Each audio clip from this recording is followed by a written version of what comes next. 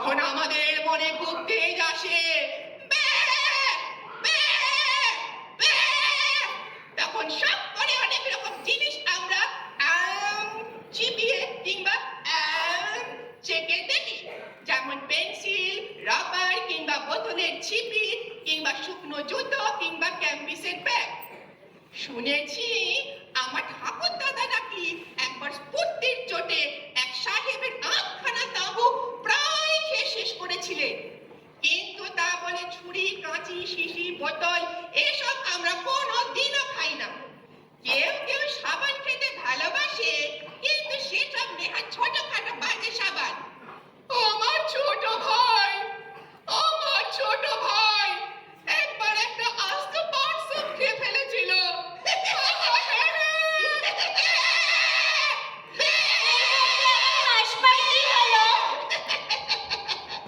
সেই একজন লোক ছিল, সে মাঝে মাঝে এমন ভয়ঙ্কর নাক ডাকাতো যে সবাই তার উপর চটা ছিল।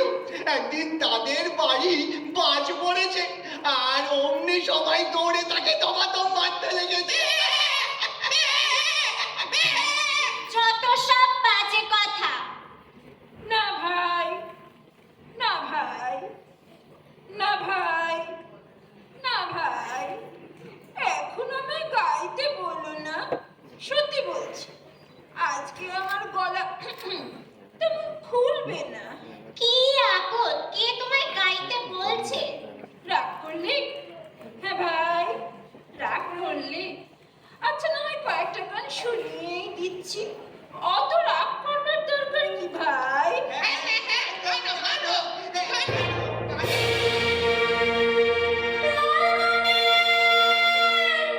নীল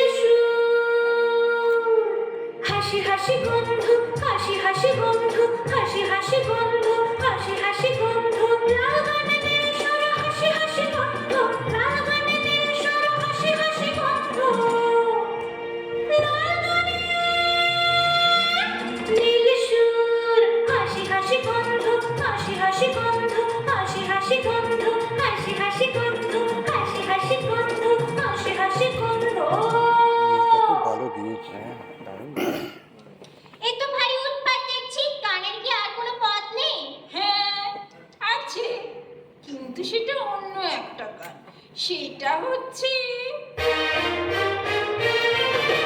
গলি গলি চলে রাম, ফুটপাতে ধুমধাম, গলি গলি চলে রাম, ফুটপাতে ধুমধাম, কালি দিয়ে চুনতাম, কালি দিয়ে চুনতাম, গলি গলি চলে রাম, ফুটপাতে ধুমধাম, গলি গলি চলে রাম, ফুটপাতে ধুমধাম, কালি দিয়ে চুনতাম, কালি দিয়ে চুনতাম। সে গান আজকাল আমি গাই না। আরেকটা গান আছে, সেটা হচ্ছে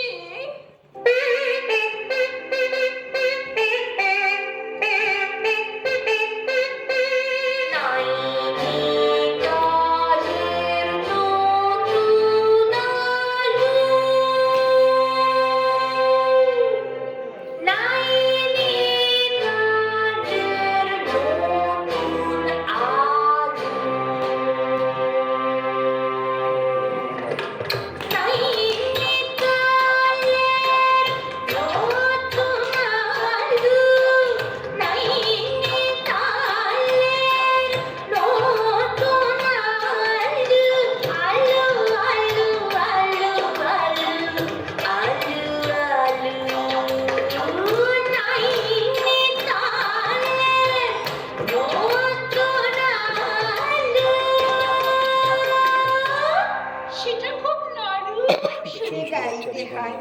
সেটাও আজকাল আর গাইতে পারি না। আজকাল যেটা গাই সেটা হচ্ছে শিখি পাখার গান।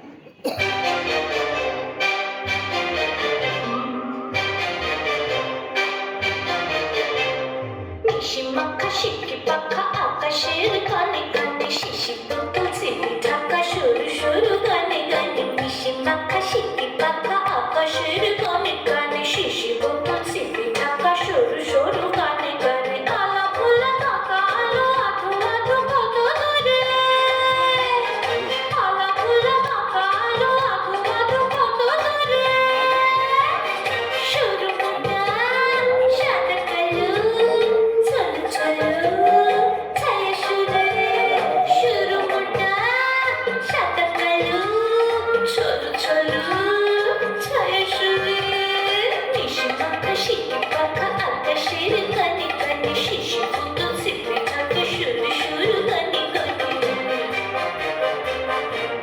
সেই হেঁটে গেল দেখো, সেই হেঁটে গেল। এই মেয়েটা কোনোদিন মানুষ হবে না। বেশ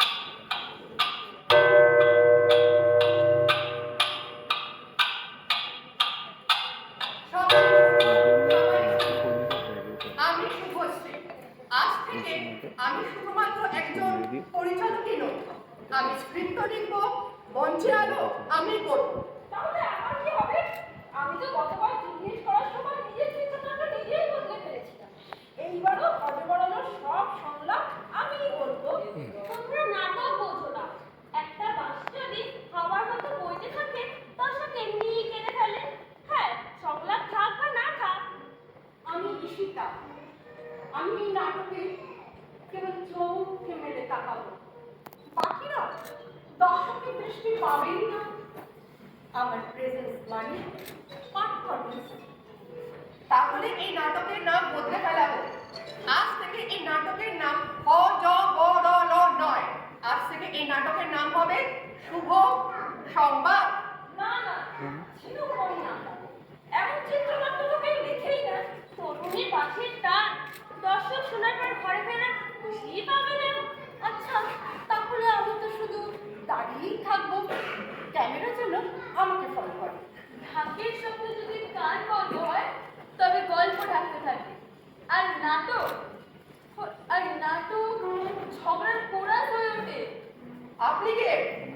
আমি গন্ডগোল যাদের পপ, বংশগতভাবে যুক্তি উল্টে চলে। আমার মতে নাটক মানে একসাথে বাজা, নিজের থাক না, সবার তালেই যাওয়া। কিন্তু তোমার কথায় তো যুক্তি নেই। ঠিক তাই, হজবরলে যদি যুক্তি থাকতো, তবে কি বিড়াল ডানা ঘর হয়ে তিব্বত যেত? তুমি কি বলতে চাও, বাঁশি আমি বাজাবো না? না, বাজাও, কিন্তু অন্য কেউ যখন সংলাপ বলছে, চুপচাপ থাকা নিজের একটা শিল্প। আমি? তুমি দৃষ্টিনন্দন, তাতে অভিনয়ের দায় কমে না। আচ্ছা, যদি এবার থেকে সবাই আমরা কম কথা বলি, তাহলে আমাদের নাটক কি আরো ভালো হবে? যদি আমরা সবাই আলাদা আলাদাভাবে নিজেদের ঘাট না পেটাই, তবে একটা দল বাঁচতে পারে। আর নাটক, সে তো আসলে হজবরল, যেখানে উল্টে চলা মানে ঠিক পৌঁছানো। তাহলে চলো আবার সবাই শুরু করি। এবার থেকে নিজেদের কথা পরে, দলের কথা আগে। এবার থেকে আমি শুধু মঞ্চে আলোই করব। আমিও মাঝে মাঝে বাঁশিও থামাবো। আর আমি আয়না না দেখে সংলাপ করবো। এই তো